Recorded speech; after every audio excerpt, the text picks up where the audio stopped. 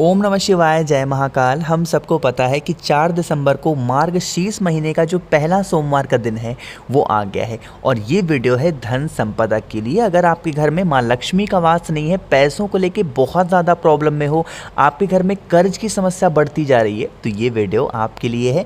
पूज्य गुरु जी की कथा से सुन के बहुत अच्छे से आपको बताऊँगा। बस आपको एक दीपक के नीचे चावल रख करके जला देना है। आपके घर में कभी भी धन को लेके कोई कमी नहीं होगी, हमेशा माँ लक्ष्मी का वास आपके घर में बना होगा। ठीक है, तो वीडियो को पूरा देखिएगा, बीच में छोड़िएगा नहीं बिल्कुल भी। ठीक है, वरना आप फिर कहोगे भैया समझ नहीं आया ये है, तो इसलिए छोड़ना नहीं, पूरा देखना। ठीक है, चलो समझते हैं। अब यहाँ पर आपको देखो स्क्रीन पर दिख रहा होगा एक दीपक दिख रहा है, तो हमें भी लेना होगा एक इस तरीके से मिट्टी का दिया और इस मिट्टी के दीपक में आपको डालना होगा घी। जब भी मैं घी की बात करूं तो आप अपना कॉमन सेंस लगाया करो कि मैं कौन से घी की बात कर रहा हूं, गौ माता के घी की बात कर रहा हूं। ठीक है, वो डालना।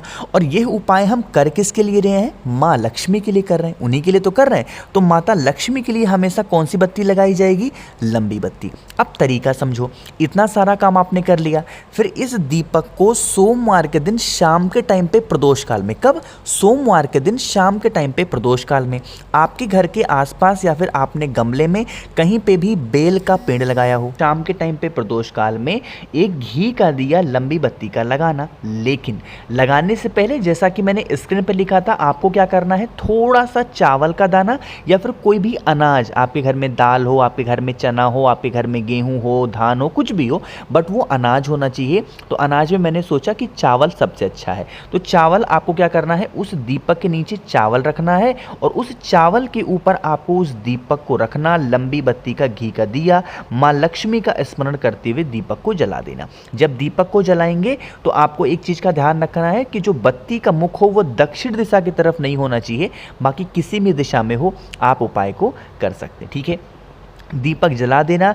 जब दीपक ठंडा हो जाए, दीपक बुझ जाए, तो यहीं पे बेल पेड़ की जो मिट्टी होगी, थोड़ी सी, बहुत ज़्यादा नहीं वरना घर वाले घर से बाहर निकाल देंगे, एक चुटकी मिट्टी उठाना और अपने पूरे घर की जितने कोने होते हैं ना, उन कोनों में डाल देना। आपके घर में माँ लक्ष्मी की जो आवक होती है, जिसको बोलते हैं ना आगमन होना, वो होना स्टार्ट हो जाएगा और धन संपदा की कोई भी कमी आपके घर में नहीं होगी। ठीक है, तो आप सभी लोगों को इस उपाय को ज़रूर करना चाहिए।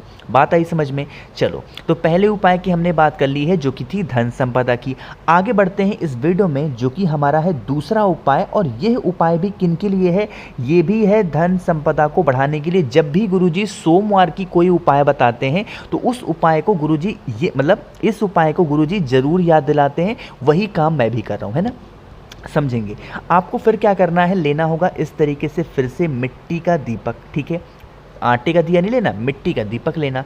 साथ ही साथ आपको लेना है काला तिल। अब काला तिल कुछ लोग कहते हैं भैया कितना गिने, ना गिनने की ज़रूरत नहीं है, एक चुटकी काला तिल लेना और उसको लेकर के पहुंच जाएंगे कहाँ पे? महादेव के शिवलिंग के पास में, या फिर आपके पास में एक ऑप्शन और है, आप चाहें तो बेल पेड़ के नीचे, दोनों जगह कहीं भी, चाहे तो महादेव के शिवलिंग के पास में या फिर बेल पेड़ के नीचे उस दीपक को रखेंगे और इस दीपक में डालेंगे क्या? घी डालेंगे। और यहाँ पे लंबी बत्ती का दिया नहीं लगेगा, यहाँ पे आपको लगाना होगा गोल बत्ती का दिया। कौन सा लगाओगे? गोल बत्ती का दिया लगाना।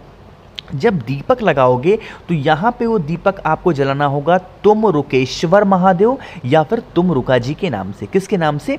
तुम रुका जी या फिर तुम रुकेश्वर महादेव के नाम से। जब दीपक जला देना तो यह प्रार्थना करते हुए जो काला तिल आपके पास में उस दीपक के अंदर डालना कि हमारे घर में धन को लेके बहुत प्रॉब्लम है, हम लोग कर्जे में डूबे जा रहे हैं, आप हमारे कर्ज की समस्या को दूर कर दें। इतना कह के काला तिल डाल करके और चुपचाप फिर आप अपने घर की तरफ चले जाना। इस उपाय को आप अपने घर पे नहीं कर सकते हैं, किसी भी महादेव के मंदिर में ही करना है, इस चीज़ का ध्यान रखना है। और 5 सोमवार लगातार करके देख लीजिएगा, आपके घर में कभी धन को लेके कोई कमी नहीं होगी, कभी कर्ज को लेके कोई समस्या नहीं होगी, हमेशा माता लक्ष्मी का वास आपके घर में बना हुआ रहेगा। ठीक है, समझ में मेरी बात? तो यहाँ पे हम लोगों ने 2 उपाय की बात कर ली है। आगे बढ़ते हैं इस वीडियो में हम लोग अपने तीसरे उपाय की तरफ। लेकिन ये तीसरा उपाय क्या है, इसके क्या क्या फ़ायदे हैं, उससे पहले जल्दी से वीडियो को लाइक कर दीजिए और जितने भी भाई बहन इस आवाज़ को पहली बार सुन रहे हैं तो चैनल को सब्सक्राइब करेंगे। ठीक है, समझते हैं इस तीसरे उपाय के आपके फ़ायदे क्या हैं, बेनिफिट क्या हैं। इसका फ़ायदा भी किन के लिए है, धन संपदा के लिए। लेकिन क्या आपको ये पता है कि हमारे घर में धन की कमी मैक्सिमम किन की वजह से हो जाती है? उसका पहला कारण और सबसे प्रमुख कारण होता है पितृदोष की वजह से। अगर हमारे घर में पितृदोष लगा हुआ है तो कमाई तो अच्छी होगी, पैसे तो घर में आएंगे, लेकिन वो पैसे कहाँ चले जाएंगे और आप कर्ज में कब डूब जाएंगे आपको पता भी नहीं चलेगा। आपके घर में भी ऐसा होता है ना, तो कहीं ना कहीं पितृदोष की आशा बन जाती है। तो उसी पितृदोष को दूर करने के लिए सोमवार के दिन इस उपाय को करना ही करना चाहिए। समझो कैसे। आपको लेना होगा इस तरीके से नारियल। वो नारियल हमें जूट वाला नहीं लेना है, ऐसे सूखा नारियल लेना, मार्केट में मिल जाएगा। सूखा नारियल लोगे और उसके बाद इस नारियल को आधे से फाड़ देना, आधे से तोड़ देना, ठीक है। 2 पार्ट हो जाएंगे नारियल के। अब उसके बाद क्या करोगे, इस नारियल के अंदर आपको भरना होगा पंजीरी। अब पंजीरी क्या होता है, ये वही पंजीरी है कि जब हम आटे को सेकते हैं, उसमें घी डाल देते हैं, उसमें छुहारा वगैरह, काजू वगैरह डाल करके पंजीरी बनाते हैं, जब कथा वगैरह होती है हमारे यहाँ, वही पंजीरी बना करके इस नारियल में डाल देना और जो एक अलग वाला पार्ट इसका है, इसके ढक्कन को बंद कर देना, ठीक है। बंद करके अपने साथ लेना मौली, जो हम लोग अपने हाथों में कलावा बांधते हैं ना, रोली, उसको रोली नहीं, जो कलावा होता है वो लेना, मौली। और उसको लेकर के जितने भी कमरे आपके घर में हो उन सभी कमरों में घूम घूम करके उसमें आपको मौली लपेटते जाना है, ताकि वो जो ढक्कन है वो कहीं से खुलने ना पाए, ठीक है। अच्छे से लपेट दिया आपने। लपेटने के बाद लेके चले जाएंगे कहाँ पे, पीपल पेड़ के नीचे। लेकिन जाने का एक नियम है, सुबह 10 बजे से पहले। इस उपाय को शाम के टाइम पे आप नहीं कर सकते, सुबह के टाइम करेंगे, ठीक है। 10 बजे से पहले जाना और वहीं पे पीपल पेड़ की ही नीचे छोटा सा गड्ढा खोद करके उस नारियल को दबा देना। जो भी व्यक्ति इस तरीके से नारियल को लेके, उसमें पंजीरी को लेके अपने पूरे घर में घूम लेता है, मौली को बांधते हैं, उसी से हमारे घर के जो पितृदोष की समस्याएं होती हैं वो खत्म हो जाती है, ठीक है। उसको लेके आएंगे, पीपल पेड़ के नीचे दबा देंगे और उसके बाद आपको 7 परिक्रमा पीपल पेड़ की कर लेनी है, ठीक है। कितनी परिक्रमा करोगे, 7 परिक्रमा कर लेना।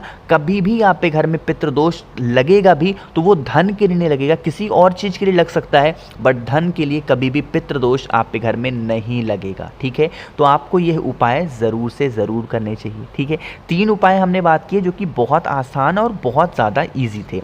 आगे बढ़ते हैं इस वीडियो में हम लोग अपने चौथे उपाय की तरफ।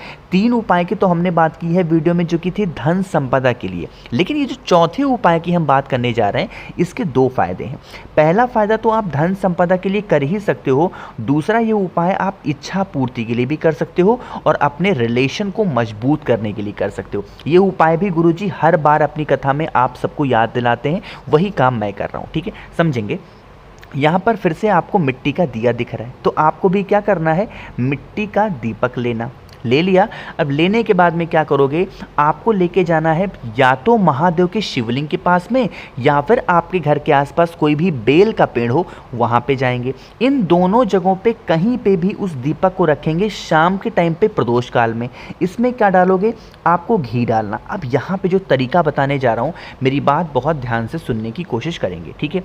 देखो, आपको क्या करना है, इसमें 2 बत्ती लगानी है। पहली बत्ती आपको, जैसे 1 मिनट, पहली बत्ती जैसे मान लो कि आपको ऐसे लगानी है, ठीक है। एक बत्ती आपने ऐसे लगा दी, जो दूसरी बत्ती आपको लगानी है वो इसी बत्ती के ओवरलैप करके, यानी कि इसी के ऊपर आपको लगा देनी है। जैसे मैं यहाँ पे देखो आपको समझाने के लिए घुमा रहा हूँ, आपको घुमाना नहीं है, बस आपको लगा देना है एक के ऊपर एक बत्ती, आपस में मिक्स कर देना, दोनों को जोड़ देना, ठीक है। और जोड़ने के बाद में इसका ये वाला जो पोर्शन होगा उसको जला देंगे। क्यों, एक बत्ती हमने यहाँ पे लगाई है भगवान शिव के नाम की और जो दूसरी बत्ती हमने यहाँ पे लगाई है वो माँ पार्वती के नाम की। यानी कि सोमवार के दिन, मार्गशीर्ष का पहला सोमवार का दिन है, उस दिन हम माँ सती और भोले शंकर का क्या करा रहे हैं, मिलन करा रहे हैं। और मिलन कराने के बाद में 2 बत्तियों को आपस में जोड़ेंगे, घी डालेंगे और यह दीपक को जला देंगे। जो आपकी विश हो, जो आपकी कामना हो कर देना, इससे महादेव बहुत खुश होते हैं। वैसे तो महादेव के आगे हमें गोलबत्ती का दिया लगाना चाहिए, बट यहाँ पे हम 2 लोगों का मिलन करा रहे हैं, माँ पार्वती और भोले शंकर का मिलन करा रहे हैं, इसलिए आपको लंबी बत्ती का दिया भोले शंकर के शिवलिंग के पास या फिर बेल पेड़ के नीचे लगा देना। आपकी जो कामना होगी, जो विशेष होंगी, जिस इच्छा से इस उपाय को करोगे वो इच्छा पूरी भी ज़रूर होगी। ठीक है, कोशिश की है मैंने अच्छा समझाने की। तो अगर आपको मुझसे फ़ोन पे बातें कर रही हैं तो आप हमें इंस्टाग्राम या फिर फेसबुक पे फॉलो कर सकते हैं, जिसके लिए सर्च करिएगा द नेचुरल प्लैनेट 108। वहाँ पे हम लोग बहुत सारी बातें करेंगे। जितने भी भाई बहन इस आवाज़ को पहली बार सुन रहे हैं, चैनल को सब्सक्राइब करिएगा और वीडियो को लाइक सभी को करना है। ओम नमः शिवाय, जय महाकाल।